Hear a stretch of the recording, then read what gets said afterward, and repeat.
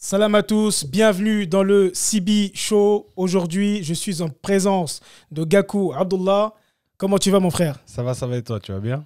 Il est professeur et aussi entrepreneur social. Et à travers cette vidéo, l'objectif est de partager un petit peu son parcours et de voir ce qu'il fait pour l'Afrique. C'est parti alors. C'est parti? Ouais. Est-ce que tu peux te présenter pour les gens qui ne te connaissent pas? Alors, bonjour à tous, je m'appelle Abdoulaye Gakou. Donc, je suis ingénieur de formation dans tout ce qui est génie industriel et enseignant de métier. Donc, enseignant de filière technologique au collège et au lycée. Ok. Et c'est quoi ton parcours alors? Un parcours scolaire qui t'a amené jusqu'à être professeur? Je suis passé par, on va dire, le plus long chemin. Donc, Ok. j'ai passé par le BEP, le bac pro, le BTS, D'accord, donc, licence, master. Donc, j'ai vraiment fait le grand chemin, en fait, pour D'accord, arriver ok. Et qu'est-ce qui a fait que tu as fait le grand chemin? Qu'est-ce qui a fait que tu n'as pas fait de la générale, on va dire le chemin un peu plus logique par rapport à ce que tu voulais faire? Pour dire les choses, moi, j'ai toujours été attiré tout ce qui est bricolage, vraiment tout ce qui est manuel et un peu les nouvelles technologies. Vraiment, depuis tout petit, je suis attiré par ça. D'accord, ok. Et quand j'étais au collège, justement, les enseignants voulaient que j'aille en général. Moi, j'aurais dit, c'est niette. Moi, c'est le professionnel. Vraiment C'est la ce qui te voie correspond que le je veux, plus. voilà, En tout cas, c'était un choix personnel. très personnel. Ok, J'ai super. dû me battre pour justement y arriver parce que les enseignants voulaient que j'aille de l'autre côté, mais j'ai dit non. Ok, parce que quoi, tu étais un bon élève, tu avais des bonnes notes? Ouais, vraiment, j'avais quand même de bonnes notes. Et D'accord. pour le coup, j'avais toutes les capacités et compétences pour aller justement en général. Mais j'ai refusé, je suis parti dans ce que je voulais. Et Ok. justement, en arrivant là-bas, un enseignant me disait toujours, faites ce que vous aimez dans la vie. Ok. Et moi, je me suis dit, en fait, j'ai choisi le bon chemin et j'ai fait ce que j'ai aimé. Et là, je suis bien. Et qu'est-ce qui... En tout cas, on voit que là, très vite, parce que par exemple, moi, personnellement, j'ai eu cette problématique de ne pas savoir ce que je voulais. Ouais. Donc moi, je suis parti en professionnel Ouais. par défaut, Ouais. parce que je ne savais pas. Mais toi, ce qui est intéressant, c'est que déjà, c'est une décision personnelle. Ouais. Et très tôt, tu savais ce que tu voulais faire. Ouais, très tôt. Très, très tôt, je me suis dit... Comment c'est venu, ça? Je peux pas le dire. On va dire limite c'est inné, c'était en moi. Est-ce qu'il n'y a pas une petite c'était, expérience, un petit truc avec les énergies ou le côté manuel qui a fait que... un petit truc, c'est que quand j'étais petit, j'aimais bien démonter en fait tout ce qu'il y avait. Ok, d'accord. Chez moi, j'ai démonté des télécommandes, j'ai démonté Ok. des jouets, on me donnait un jouet, le lendemain je le démontais, regarder ce qu'il y avait dedans, etc. Pour vraiment comprendre en fait. Ce que j'aime en fait, moi, c'est comprendre comment les choses fonctionnent. C'est vraiment Ok, ça d'accord. qui m'a toujours attiré. Et je me suis dit que en fait, en professionnel, je veux vraiment pouvoir voir ce qu'il y a dans les objets, voir comment ça fonctionne, comment on arrive d'une entrée à une sortie. Enfin, c'est vraiment tout Wow. ça qui m'a attiré. Et pour le coup, c'était la voie parfaite pour moi. Ok, donc tu fais BEP. Ouais, BEP, c'était le MSMA, maintenance des systèmes mécaniques automatisés. D'accord, Ensuite, le bac pro MEI, maintenance des équipements industriels. d'accord. Et BT. tout ça, tu kiffes? Je kiffe. Ok. Je suis dans mon élément, je kiffe vraiment, j'ai des bonnes notes, je comprends bien, les profs me kiffent, etc. Vraiment, j'étais bien. Ok. Je passe le BTS, pareil, maintenance industrielle. Après, je passe la licence pro. Après, je passe le master. Et c'est quand j'étais au master que là, j'ai eu le déclic pour l'enseignement aussi. Ok. Ouais, c'est vraiment là où je me suis dit, en fait, oui, j'aimais bien tout ce qui est industriel, etc., vraiment l'ingénierie. Mais en fait, quand je me suis plongé dans le travail, je me suis dit, en fait, je ne me vois pas faire ça toute ma vie. Rester dans un bureau, parce que c'était beaucoup de bureaux d'études, etc. Je me disais, non, je ne me vois pas faire ça toute ma vie. Mhm. Je rentre en hiver, tu rentres dans le bureau, il fait nuit, tu ressors, il fait nuit. Non. Vraiment, je me suis dit, il faut que je trouve quelque chose d'autre. Et justement, un de mes tuteurs de stage qui me parlait, ouais, lui voulait changer l'enseignement, tout ça, prof de techno, tout. En plus, on a les compétences, et vraiment dans ce qu'on fait. Et je me suis dit, bon, pourquoi pas. Et en master, voilà, je suis parti. J'ai eu ma première expérience en tant qu'enseignant de technologie dans un collège. Et j'ai kiffé. Ok. Clairement, j'ai kiffé. Kiffer, en fait, vraiment transmettre des compétences justement à la nouvelle génération, leur Mhm. expliquer les choses, leur expliquer un peu ce qui se passe. Et première année, je tombe dans un collège, dans une ville, la Chaville, 92, donc un peu UP, etc. Ouais, je trouvais ça très bien. Deuxième année, je vais à Sarcelles, le kiff. Ah, le Ah kiff. ouais. Parce que là, j'étais dans mon élément où j'ai grandi, en fait, l'élément dont j'ai grandi. Quartier, collège en REP+, élève, voilà, même parcours. Vraiment, j'ai kiffé. C'est là où vraiment je me suis dit, ouais, ça y est, c'est le métier que je vais faire Wow. toute ma vie, quoi. Et surtout échanger avec la jeune génération, des élèves, en fait, où je peux leur dire, écoutez, j'ai le même parcours que vous, et regardez où je suis, enfin, regardez ce que je fais. Ouais. Donc, si moi, j'y suis arrivé, vous êtes capable.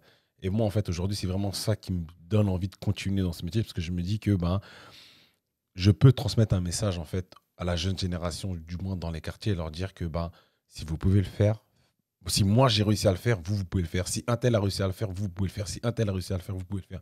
Et ce que je répète tous les jours à mes élèves, surtout de troisième, je leur dis, arrêtez de vous mettre le plafond de verre, arrêtez de vous dire je suis pas capable, je peux pas, etc. Qu'on fait des exercices à chaque fois. Ouais, monsieur, mais j'arrive pas. Pourquoi tu dis j'arrive pas? T'as même pas essayé. Ouais. Et c'est vraiment le message que je donne toujours. Et j'ai trouvé le métier pour, quoi. Ouais, non, mais c'est magnifique. Et justement, c'est ce que j'ai aimé chez toi aussi. Ouais. C'est vraiment ce côté où voilà, tu es allé au bout, tu as fait toutes ces études et aujourd'hui, tu es enseignant. Et tu es un exemple aussi, comme tu le dis, parce que quand on te voit, en tout cas, si moi, Ouais. j'étais plus jeune et je me mets par exemple à Sarcelles Ouais. et voir un grand frère qui est là, c'est lui qui m'enseigne. Franchement, ça fait plaisir, ça donne beaucoup d'espoir. Et franchement, bravo pour ce que tu fais. Merci. C'est magnifique. Dieu t'a facilité très tôt à trouver ta mission, ce que tu voulais faire. Et là, tu es en plein dedans. Et justement, est-ce que tu peux nous raconter une anecdote un petit peu en enseignement à l'école que tu as aimé? Là, j'ai une bonne anecdote où justement, il y avait des élèves où j'avais un peu du mal, où il était un peu compliqué dans le sens où il parlait beaucoup, où il faisait pas mal de bêtises, même dans mon cours. Clairement, pour parler clairement, il me faisait chier. Excusez-moi du terme, il me faisait chier. Et en fait, c'est un élève justement à Sarcelles où moi, je leur ai dit, attention, Sarcelles, moi, j'ai la grande famille. Dès le début de l'année, je leur ai dit, attention, Sarcelles, j'ai la grande famille. J'ai un peu grandi ici de par cette grande famille. Je connais beaucoup de gens à Sarcelles. Soit je connais votre cousin, votre frère, votre soeur, votre oncle. Obligé, je connais quelqu'un dans votre famille. Je les ai prévenus, ils ne m'ont pas écouté. Cet élève en question, un jour, c'était un jour où il m'a resté poli, il m'a embêté. Et pour le coup, pas de souci, il part, j'appelle ses parents. Donc je tombe sur sa mère, tout, je lui dis, écoutez, je suis monsieur Gakou, tout, voilà, votre enfant, je lui explique ce qu'il me fait. Et oui, en plus, il m'avait typé ce jour-là, ouais, il m'avait typé. Bon, Ouais. nous, chez nous, on sait ça veut dire quoi le type. Ah, franchement, j'étais vraiment à deux doigts de... Pour le coup, j'appelle, j'explique à la mère, tout, elle me coupe, elle me dit, Gakou? Je dis, ouais, c'est Gakou. Elle me dit, ok, attends, elle me passe le père. Donc je prends le téléphone, tout, le père prend le téléphone. Allô, ouais, Gakou, tout, tu vas bien, tout, etc. Il commence à me parler en soniqué. Donc, moi, je réponds en soniqué. Il me dit, qu'est-ce qui se passe, tout. Donc, j'explique, son fils, voilà, il m'embête. En plus, je lui dis, ouais, il m'a traité, t'as dit, tout ça, tout. Et pour le coup, le père, il me dit, Gakou, c'est bon, j'ai compris. Ok, il n'y a pas de souci. Ramou, c'est bon. On raccroche. Le lundi, c'était un vendredi. Hein. Le lundi, l'élève, il vient. Ouais, monsieur, je suis désolé. Pourquoi vous avez appelé chez mes parents? Mon père, il m'a engueulé. Mon père, il m'a frappé. Je dis, écoute, je te préviens depuis. Je te dis, tu m'écoutes pas. Aujourd'hui, j'ai fait. Et à partir de ce moment-là, en fait, il y a eu la rumeur qui a circulé dans le collège où monsieur Gakou, il connaît les parents, etc. Ce qu'il avait dit au début de l'année, c'est vrai, en fait. Et pour le coup, ça y est, c'est terminé. J'étais devenu déjà le prof à qui il ne faut pas trop embêter. Ouais. Le prof qui connaît peut-être les gens de leur famille. Et surtout, le prof aussi qui est cool. Parce que moi, j'ai toujours ce côté cool. Vraiment, je ne suis pas vraiment sévère. À part, je dis à chaque fois, hein, je suis tranquille avec vous, soyez tranquille avec moi. Mais si vous me cherchez, vous allez me trouver. Ça, c'est clair et net que vous allez me trouver. Et pour le coup, vraiment, j'ai passé une de mes meilleures années en tant qu'enseignant. Vraiment, j'ai kiffé, en fait, transmettre justement à cette génération. J'ai kiffé échanger avec eux et leur permettre justement de pouvoir voir en moi, en fait, un modèle, un exemple. Même si moi, je ne me considère pas forcément comme un exemple, mais vraiment... Bien sûr, mais le fait que tu sois plus grand qu'eux, automatiquement... Comme un grand frère, voilà. Exactement. Ça, comme le rôle de grand frère. Vraiment, c'était ça. Il y a beaucoup d'élèves qui venaient me parler. Ouais, monsieur, voilà, j'ai des problèmes chez moi. Monsieur, j'ai des problèmes avec telle matière, tel professeur. Et j'essayais toujours, en fait, de trouver un compromis entre l'élève et l'enseignant. Moi, où parfois, je ne pouvais pas trop me mêler aussi de sa vie personnelle, mais j'essayais de leur donner des conseils. Et ça, beaucoup, en fait, ont pris ces conseils vraiment parce que quelques années après, beaucoup m'ont retrouvé sur les réseaux, m'ont envoyé des messages. Franchement, monsieur, merci beaucoup. Ce que vous m'avez dit, ce que vous avez fait pour moi, ça m'a permis aujourd'hui, voilà, je suis en BTS, je vous ai écouté. Moi, je voulais arrêter l'école, mais quand j'ai écouté ce que vous me dites, vraiment, il y a des personnes qui ont continué, tout ça. Ouais, et parfois, en fait, même quand je leur parlais, j'avais l'impression que ça rentrait là, ça sortait là. En fait, je me dis non, en fait, ça rentrait là. Ouais, peut-être j'avais l'impression que ça sortait par là, mais en fait, il y avait une partie du message qui est restée là. D'accord, ça rentrait, c'est sorti, mais il y a une partie qui est restée. Il y a une partie qui est restée. Et quand ils me ressortent les phrases que je leur disais, je dis ah ouais, c'est vrai, je leur avais dit ça, etc. Et ils me disent ouais, franchement, ils me remercient vraiment. Et là, je me dis, j'ai réussi ma mission, quoi. Ok, super, super. Ouais. Non, mais c'est beau, c'est magnifique. Et justement, tu fais aussi du social. Ouais. Qu'est-ce que tu fais dans le social? Alors, j'ai créé mon association Yélène SD avec mon ami Moussa Kamara, justement, qui est le vice-président de l'association. On l'a créé en 2019 et aujourd'hui, ce qu'on fait, c'est qu'on apporte de l'éclairage dans les villages en Afrique. Notre mission, c'est d'éclairer, d'illuminer les villages en Afrique via l'énergie renouvelable et pas rester sur des énergies fossiles. Aujourd'hui, on a toutes les technologies on peut les utiliser, on les utilise et pourquoi pas dans ces villages-là pour leur apporter de la lumière. Et qu'est-ce qui t'amène à créer cette association ? Alors, c'est au cours d'un... Je ne sais pas si on peut appeler un voyage ou un... En fait, j'ai vécu au Mali pendant 3 ans, de 2016 à 2019. D'accord. Donc, j'ai quitté l'enseignement. Je suis parti au Mali. Ok. Tu ne nous as pas dit ça. Ouais, d'accord. Ok. Qu'est-ce qui t'a amené à faire ça ? C'est suite à une discussion avec mon père, en fait. Mon père, voilà, aujourd'hui, lui, ça fait des années, il est à la retraite, donc il fait les allers-retours entre la France et le Mali. Et le vieux, il vient me voir, il me dit ouais, mais toi, en fait, c'est quand t'arrêtes l'école, tout. Je lui explique, ouais, papa, moi, j'ai arrêté l'école. J'ai fini l'école même depuis longtemps. J'ai fini l'école, j'y vais. Mais... Voilà, j'y vais, mais j'ai fini l'école, quoi. Donc, je lui explique, ouais, mais tu fais quoi? C'est quoi tes diplômes? Je lui explique un peu. Il me dit, ouais, mais pourquoi tu viens pas tester l'énergie solaire au Mali, tout ça commence à prendre, etc. Viens. Il me dit ça On était quand? On était en mars. Il me dit ça en mars. En juin, j'arrête l'enseignement. Je décide d'arrêter. Je ne renouvelle pas mon contrat. Donc, juin, juillet, août, septembre, je me prépare, etc. Décembre, hop, je prends mon billet. Allez, je vais au Mali. Comme ça, j'ai tout lâché. Mon appartement, j'ai vendu la voiture. Ah ouais. Vraiment, j'ai tout... Non, tu voulais passer ça là, il faut que tu racontes. Ah, vraiment? Non, vraiment, ouais, j'ai tout lâché. Je suis parti. Décembre 2016, j'arrive au Mali. Et à la base, je me suis dit j'allais rester 6 mois. Donc, comme ça, je me suis dit, bon, allez, je reste encore 6 mois pour finir l'année scolaire. Après, je reviens, je prends l'enseignement. Et finalement, j'ai fait 3 ans. Et je devais faire 6 mois, mais au bout de 3 mois, je voulais partir, je voulais rentrer. Finalement, j'ai fait 3 ans. Donc, ça a été vraiment une expérience ouf. Bah justement, si tu es resté encore, c'est que qu'est-ce qui a fait que tu repoussais ce retour ? Arrivé là-bas, j'ai créé ma start-up. Yellen Solar, avec laquelle c'était la conception en fait, de systèmes solaires personnalisés aux besoins du client. Et donc, en arrivant là-bas, en partant là-bas, j'arrive là-bas, je savais absolument rien de l'entrepreneuriat, clairement. On parlait de business plan, je ne sais pas ce que c'est. On parlait de modèle économique, je ne sais pas c'est quoi. On parlait de marketing, vraiment, je ne savais absolument rien. Ouais, après, avec le parcours que tu as eu, vraiment très scolaire et tout ça. L'entrepreneuriat, ce n'était pas mon truc. Mais en fait, j'ai tout appris sur place. Parce qu'il y a des incubateurs là-bas au Mali, même partout en Afrique, et même maintenant, ça pousse comme des champignons. Je suis rentré dans un incubateur. J'ai fait un programme qui s'appelle The Next Economy. Et pendant ce programme, qui a duré à peu près 3-4 mois, on apprend toutes les bases de l'entrepreneuriat. Ok. Et c'est vraiment là. C'est intéressant, en fait, ça, en Afrique. Hein. En Afrique, ouais. Okay. Déjà, au Mali, là, je peux te donner la liste de 5 incubateurs au Mali, à Bamako, facile. Okay. Et pour le coup, moi, arrivé là-bas, en fait, dans cet incubateur-là, j'ai vraiment kiffé le pays, j'ai kiffé les gens, je me suis fait des amis. Aujourd'hui, c'est des gens que je suis obligé d'aller voir au moins une fois par an. Vraiment, je me suis fait une nouvelle vie là-bas, on va dire. Ok. Et pour le coup, ce qui fait que je repoussais à chaque fois encore et encore et encore. Et cette start-up, justement, m'a permis aussi d'ouvrir mes horizons. Vraiment, avant, c'était, je voyais les choses comme ça. Mais en restant 3 ans au Mali, je vois maintenant... Quand tu dis 3 ans sans retour, hein ? Non, j'ai fait 6 mois sans retour. D'accord. Et après, je faisais les allers-retours tous les 4 à 6 mois à peu près. D'accord, ok. Donc, je venais en France, limite, je venais en France en vacances, quoi. Donc, je venais en France 2-3 semaines, un mois, et après, je repartais à chaque fois. Et pour le coup, ça m'a permis d'aller dans plusieurs pays, ça m'a permis de rencontrer des gens, ça m'a permis de...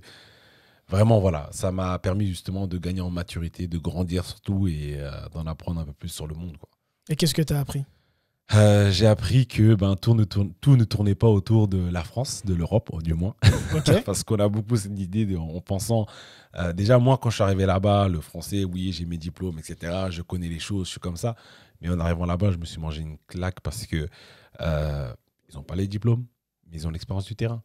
Moi, je travaille avec des gars, des techniciens. Moi, j'arrivais au début, non, tu fais comme ci, comme ça, tout, non, on va faire ça, tout à la française, etc.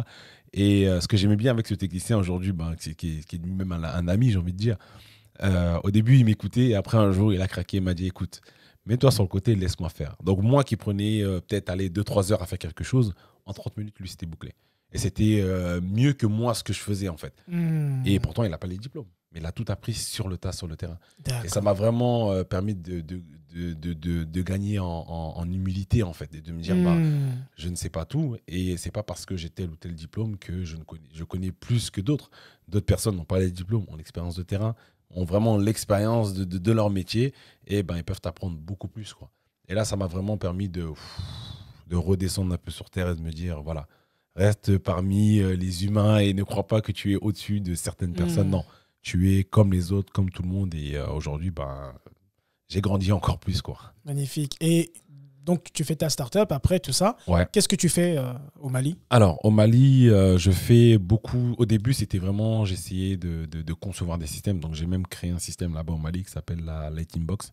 Donc, une box qui permet d'apporter de l'éclairage, de l'énergie dans les villages, etc. Mais c'était très compliqué de la commercialiser. Vraiment très compliqué pour X raisons. Et pour le coup, bon, on a un peu mis ce projet de côté. Et justement, pareil avec Moussa Camara, qui était mon associé dans Quand tu dis Moussa Camara, c'est... Pas Moussa Camara déterminé. D'accord, un autre Moussa Camara. On le confond toujours, mais non. C'est un autre Moussa Camara. C'est mon ami d'enfance, c'est un autre. D'accord. Et pour le coup, on met ça de côté. Et là, on s'est concentré sur tout ce qui est consulting. Vraiment consulting. Et là, on commence à faire des grosses missions pour l'UNESCO, etc. sur des gros projets. L'un des plus gros projets qu'on a fait, c'est l'étude énergétique, justement pour passer la mosquée de Djiné au solaire.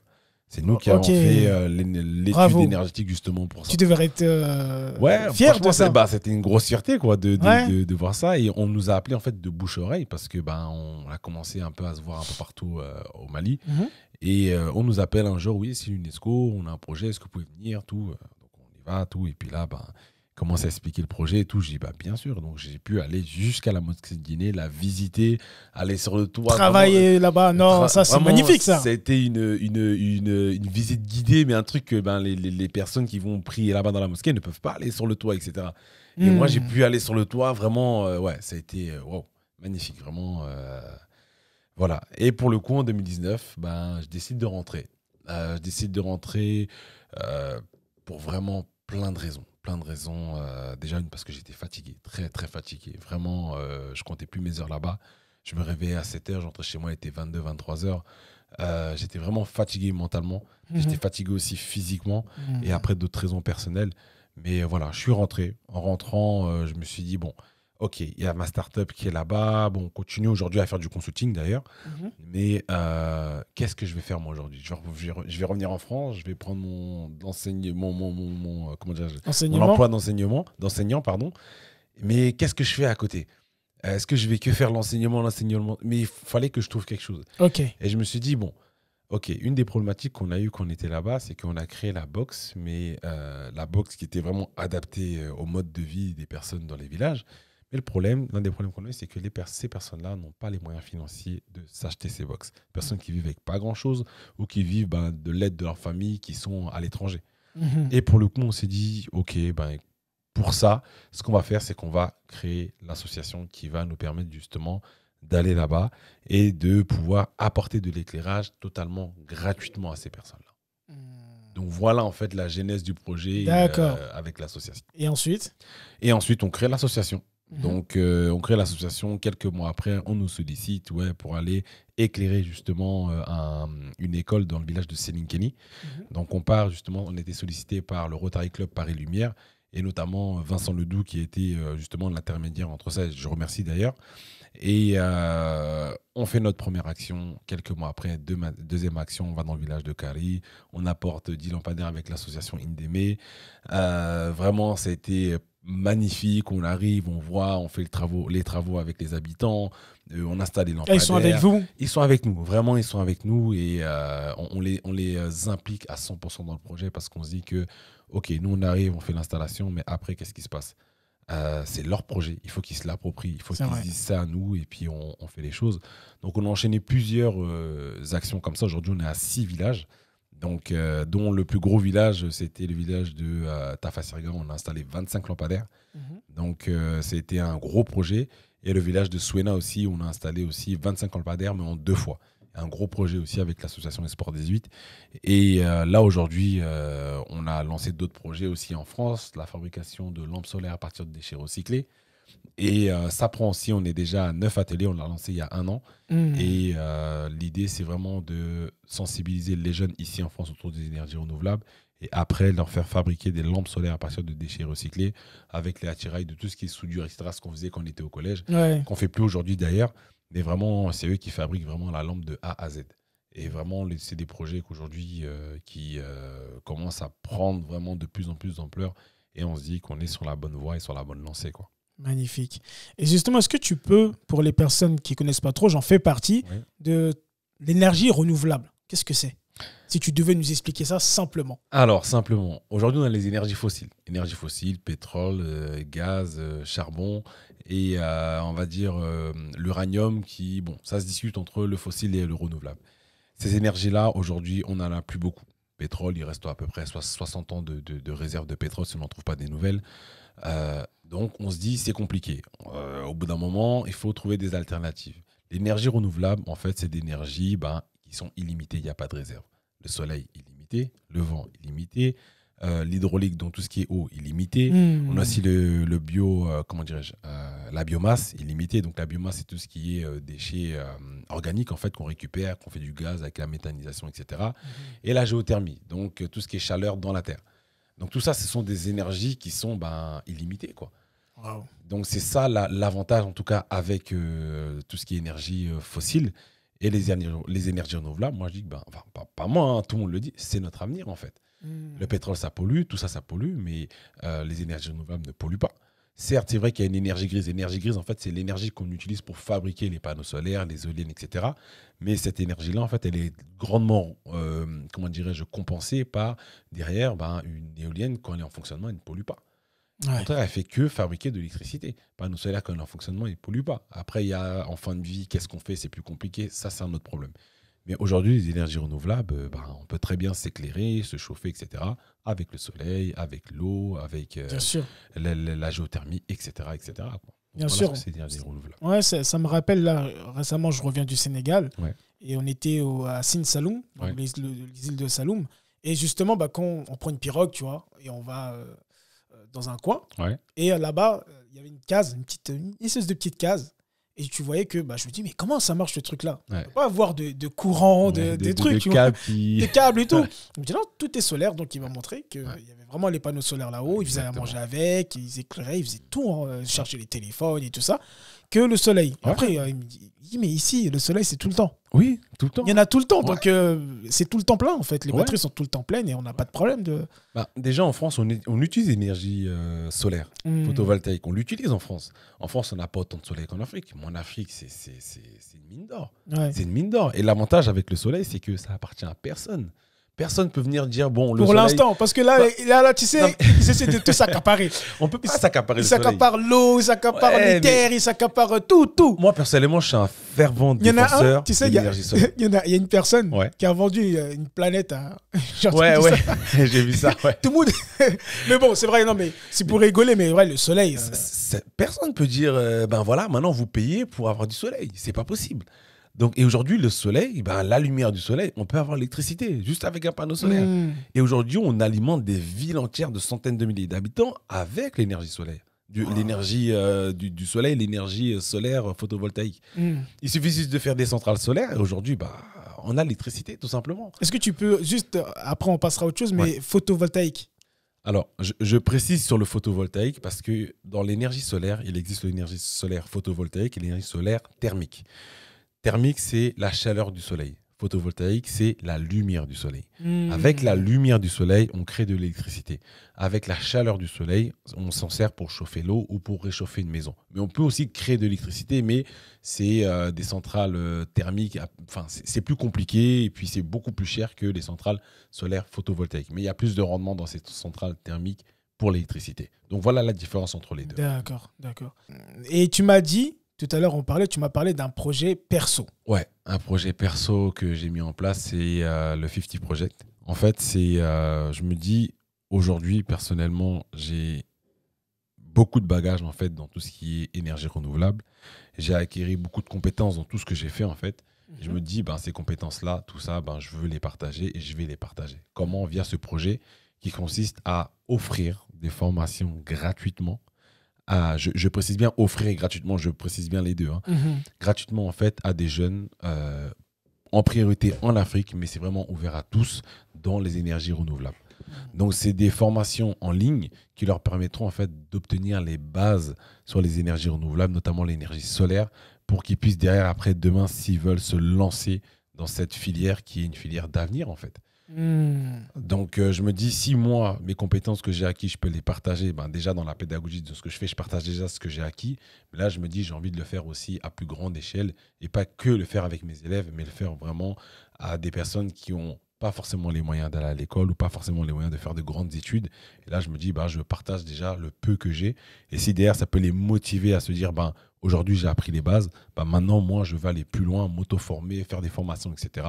Je me dis que j'aurai aussi atteint mon objectif. Donc, voilà le projet. Tu répares beaucoup d'objectifs. J'aurais atteint mon objectif. Quel est, pour toi, l'objectif que tu veux atteindre? Alors, j'irais... Pour demain, je puisse dormir sur mes deux oreilles et me dire, ça y est, je suis bien maintenant. C'est le jour où vraiment j'aurais réussi à monter un projet d'une centrale solaire en Afrique. Okay. Vraiment, ça c'est mon but ultime. Le jour où je réussis à faire une centrale solaire en Afrique, peu importe, même si je ne suis pas celui qui met l'argent ou celui qui est derrière le projet, qui l'initie, qui va jusqu'au bout, jusqu'à la remise des clés, on va dire, de cette centrale solaire-là, là, je me dirais, j'ai atteint mon objectif final. Et là, je me dirais, c'est bon, tu peux te calmer, tu peux être tranquille. Wow. C'est vraiment ça mon objectif, vraiment principal, en tout cas, dans ce domaine-là. Et une dernière question, l'Afrique de demain. Comment toi, tu vois l'Afrique par rapport à toi? Par rapport à moi, l'Afrique, je la vois déjà illuminée. Ok. Vraiment illuminée. Parce que j'ai fait plein de villages. Pendant les 3 ans où j'étais là-bas, j'ai fait plein de villages. Je suis parti au Sénégal, je suis parti au Mali, je suis parti en Côte d'Ivoire. Et entre ces 3 pays, qui sont, on va dire, totalement différents dans l'environnement, il y a une chose qui m'a marqué, c'est que dans les villages, c'est les mêmes problématiques. Il n'y a pas de lumière. Quand on arrive dans un village et quand il fait nuit, il fait tellement noir qu'on ne voit même pas ses jambes, ses pieds, je me dis que ce n'est pas possible. Et ces gens-là, en fait, ils vivent dans ça. Ils vivent dans le noir. Nous, aujourd'hui, on a la lumière, on ne se pose même plus la question de comment ça marche, on appuie sur un bouton, on a la lumière. Mais aujourd'hui, si demain, il est là, par exemple, s'il y a une coupure d'électricité, comment on fait? Si demain, là, tout de suite, la lumière s'éteint, comment on fait? Eux, ils vivent dans le noir, en fait. Et le fait d'apporter de la lumière, ça a un impact. Et je l'ai vu de mes propres yeux. Parce que quand on voit un village, avant et après des actions qu'on fait avec l'association, on voit le village, on arrive déjà le premier jour, le village est dans le noir. Nous, le lendemain, on fait les travaux, etc. Et après, le village, il est illuminé. Mais en fait, le village, il a totalement changé de visage, en fait. Et quand on voit les gens, ils viennent vers nous, franchement, merci, des personnes âgées qui ont 80 ans, ils disent, c'est la première fois que je vois mon village la nuit. Et là, on se dit, en fait, ouais, on a atteint quelque chose, en fait, on a réussi quelque chose. Parce que la lumière apporte un impact au niveau du social. Parce que quand il n'y a pas de lumière, qu'est-ce qui se passe à partir de 19h? Tout le monde rentre chez soi. Il n'y a pas de vie sociale dans le village. Ça apporte un impact au niveau économique. Pourquoi? Parce que le petit vendeur à la sauvette qui est là dans le village, qui vend ses fruits et légumes ou autres, les femmes, etc., à partir de 19h, qu'est-ce qu'elles font? Elles rentrent parce qu'il n'y a plus de lumière. Mais là, avec la lumière, peuvent rester peut-être jusqu'à 21h, 22h et vendre plus, donc gagner un peu plus d'argent. Et ça attire aussi les autres villages aux alentours parce qu'ils disent, il y a la lumière là-bas, donc on va aller, donc on va acheter, etc. C'est un impact aussi sécuritaire.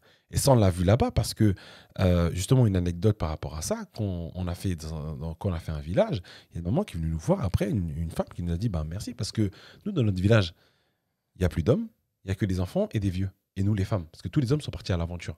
Et parfois, il y a des actes de vandalisme, des gens qui viennent voler les troupeaux, qui viennent faire des actes de vandalisme.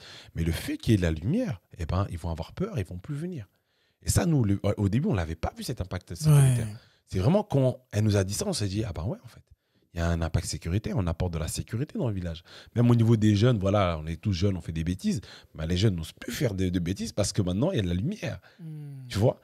Et il y a aussi un impact aussi qui est là, c'est un impact environnemental, parce que dans ces villages-là, beaucoup encore utilisent des lampes à pétrole pour pouvoir s'éclairer.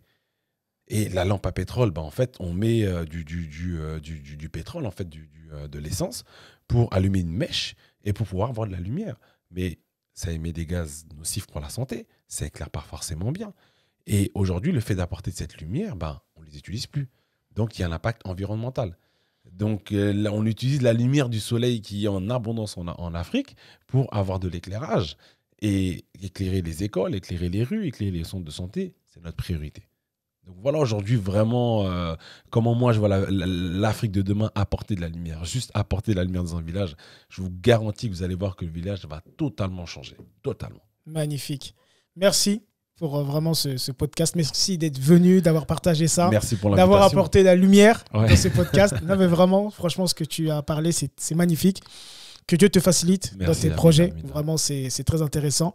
Je mettrai tous tes liens. D'accord, si les gens veulent te contacter, s'ils veulent participer. Et avant de finir, on avait parlé de... Tu avais un message pour les gens de la diaspora. Je pense qu'il est très important avant de pouvoir terminer. Bien sûr. On est désolé, on continue un petit peu. Mais ce message, en tout cas, quand tu m'en as parlé tout à l'heure, il était quand même important. Et je pense qu'il est important qu'on puisse éclairer des personnes sur ce sujet. Là, c'est un message par rapport à mon association ou l'éclairage des villages. Nous, aujourd'hui, on sollicite les gens de la diaspora ou les ressortissants de ces villages pour leur dire on est là. Venez vers nous. Nous vous proposons des projets clés en main pour éclairer vos villages. Vous faites des cotisations. Vous avez financièrement quand même un bon pécule qui vous permet de faire ce genre de projet. C'est vrai qu'il y a des priorités. Et vraiment, je n'essaierai jamais de faire passer l'éclairage d'un village avant une école ou avant un centre de santé. Jamais. D'abord, l'école, le centre de santé, c'est le plus important. Mais une fois que vous avez fait l'école, le centre de santé, qu'est-ce qu'il reste à faire? La lumière. Bien sûr, il y a l'eau aussi, bon, tous ces genres de choses, mais il y a la lumière. Nous, aujourd'hui, on vous propose des projets clés en main. Venez vers nous, venez nous solliciter. On va vous proposer les projets. On a une équipe de techniciens au Mali, une équipe de techniciens au Sénégal qui sont très qualifiés, qui sont vraiment... moi, personnellement, j'ai toute confiance en eux pour faire des projets, etc. Moi, personnellement, déjà, je me déplace à chaque fois qu'il y a un projet dans un village pour être là, pour pouvoir faire le projet avec les habitants, pour pouvoir faire le projet avec les techniciens. Une chose qui est importante aussi, c'est que une fois qu'on a fait l'installation des éclairages dans les villages, on forme les habitants pour la maintenance, on forme les habitants pour qu'ils puissent savoir qu'est-ce que c'est que l'énergie solaire, qu'est-ce que c'est que les lampadaires solaires. Parce qu'on se dit OK, on arrive, on met la lumière, c'est bien beau, mais on veut qu'ils soient aussi acteurs de leur propre développement. Donc, on les forme en langue locale pour leur permettre de comprendre vraiment tous les tenants, les aboutissants de ce projet. Donc, les gens de la diaspora, venez nous contacter pour pouvoir mettre en place ce genre de projet. Même si on ne le fait pas tout de suite, ça peut être des projets, on en parle aujourd'hui, mais qui peut être mis en place dans 1 an, dans 2 ans, dans 3 ans.